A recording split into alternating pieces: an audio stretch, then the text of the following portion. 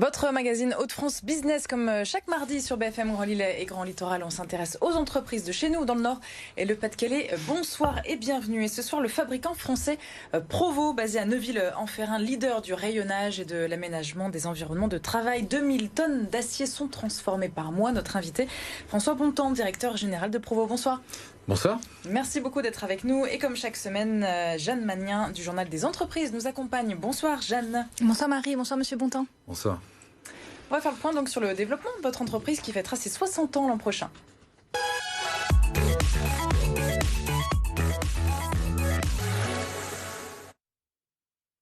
Vous avez 3 sites de production en France, 3 entrepôts logistiques également, des filiales à l'international en Allemagne, en Pologne, au Portugal aussi. Comment fonctionne l'ensemble des structures avec cette crise énergétique qui touche toutes les entreprises, et en particulier dans l'industriel en ce moment? Globalement, ça fonctionne bien. On est sur une belle année, un peu inquiet pour l'année 2023 comme beaucoup d'entreprises, parce qu'effectivement l'énergie pour nous c'est un sujet parce qu'on est fabricant, on a des cabines de peinture et donc c'est globalement un sujet d'inquiétude. Mais souvent, nous on a une maxime dans l'entreprise qui dit, le mot chinois c'est Weiji, qui veut dire crise et opportunité.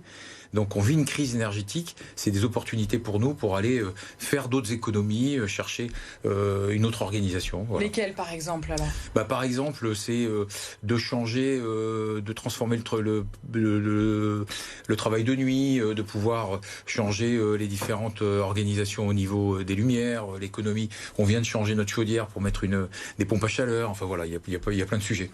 Donc c'est un accélérateur pour vous de changement, en tout cas, si ce n'est de croissance. C'est finalement dans ces moments-là où on est obligé de trouver d'autres sujets pour aller se développer. Et on n'a pas le choix de toute façon. Voilà. Bien sûr. Et vous êtes donc leader sur le marché du rack, mais vous avez aussi une activité dans l'aménagement, dans les éléments de logement, le matériel de manutention ou l'aménagement de l'atelier ou du bureau. Quelles sont vraiment les 2 ou 3 activités qui vous tirent? Alors, notre activité principale, vraiment, c'est la partie rayonnage. Donc, on équipe tout type d'entreprise avec différents types de rayonnage. Donc, ça, c'est la première activité. La deuxième, c'est tous les produits de manutention manuelle, donc les petits chariots de préparation de commandes, les diables, etc.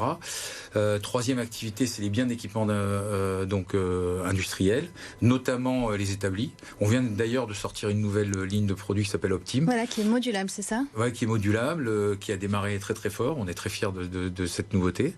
Donc voilà à peu près globalement les grosses parties d'entreprise. Après, on a toute une partie agencement.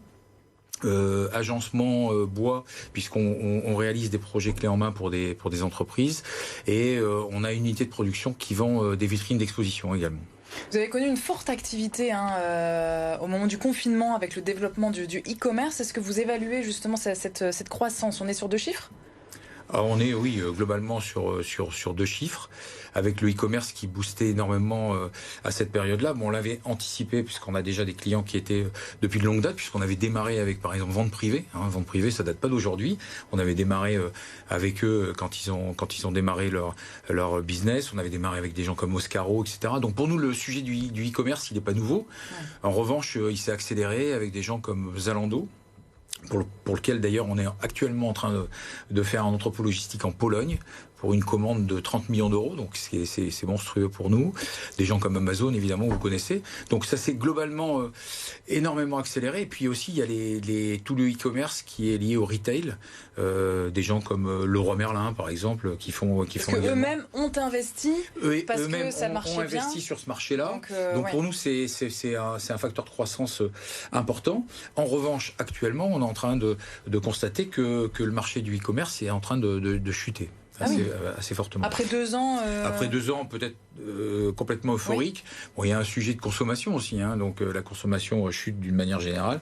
Et donc, actuellement, il y a quand même un frein sur la partie business. C'est pour ça que vous avez choisi ce moment pour lancer Optime, donc cette nouvelle gamme d'aménagement. Il faut vraiment renforcer le pôle aménagement, peut-être, pour diversifier un peu vos revenus? Globalement, on est toujours en développement de nouvelles lignes de produits, soit renouvellement, c'est le cas d'Optime, puisqu'on avait déjà une ligne d'établi qu'on a entièrement renouvelé, repensé pour la rendre plus modulable avec des accessoires qui sont interchangeables d'une ligne de produit à l'autre.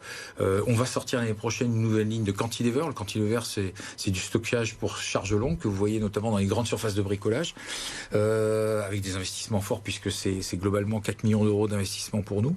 Donc vous voyez, on est constamment en train à la fois de chercher de nouveaux marchés et de renouveler nos nouveaux produits. Pour 2023, quels sont les marchés sur lesquels vous voulez vous positionner, qui seront stratégiques? Globalement, il y a la partie aménagement du lieu de travail. Ça, c'est un enjeu pour les entreprises. C'est un enjeu notamment avec les TMS, ce qu'on appelle les TMS, parce que ça, c'est vraiment l'enjeu de demain. Donc, on est en train de travailler sur ces. C'est les maladies, c'est ça, professionnelles. Oui, c'est les maladies professionnelles. On est en train de développer un chariot avec une roue autonome, par exemple. Donc, nous, on n'avait pas l'habitude de faire des choses automatisées ou électriques. Là, on commence à le faire justement pour aider les travailleurs notamment pour cette partie de soulager les efforts. Et puis, après, c'est la conquête de nouveaux marchés. Vous le soulignez en introduction, on est présent en Allemagne. Pour nous, autant sur le marché français, on a une position de leadership, autant en Allemagne, on est un tout petit du marché. Donc, on a énormément de parts de marché à aller chercher. Et par le passé, ça passait plutôt par de la croissance externe. C'est aussi votre stratégie pour 2023 ? Alors, on a une double stratégie. Croissance interne, puisque l'entreprise s'est développée depuis près de 60 ans, puisqu'on va fêter notre 60e anniversaire l'année prochaine. Croissance interne. Et puis, on a eu l'habitude, effectivement, d'aller chercher des croissances externes, à la fois pour acquérir des technologies produits ou notamment à l'étranger. On est assez fiers d'avoir racheté deux entreprises même allemandes, et d'être allemand en Allemagne. Voilà. Et chez nous, dans le Nord, il y a 7 ans, vous aviez investi 3 millions d'euros, je crois, à Luin. Est-ce qu'il y a des choses de prévues à court terme ? Alors, on réinvestit 4 millions d'euros avec cette nouvelle ligne de profilage pour développer le cantilever qui va s'installer dans notre unité de production d'Aluin. Et on a un bâtiment, ce qu'on appelle un bâtiment autoportant, qui sera d'ailleurs un produit 100% fait maison, notamment pour faire du stockage à côté de notre unité de production. Merci beaucoup François Bontemps d'avoir été avec nous. Vous restez avec nous pour la suite du magazine L'actualité du Journal des entreprises.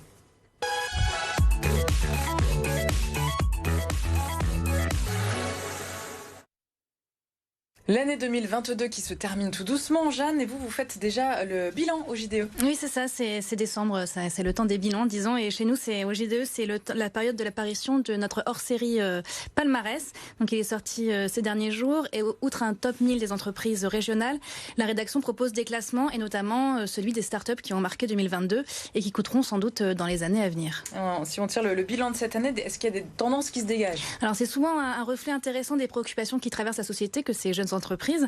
Ainsi, parmi les 11 startups qui ont surperformé cette année dans la région, beaucoup ont un lien avec l'agriculture ou l'alimentation. Il y en a certaines qu'on a reçues d'ailleurs ici.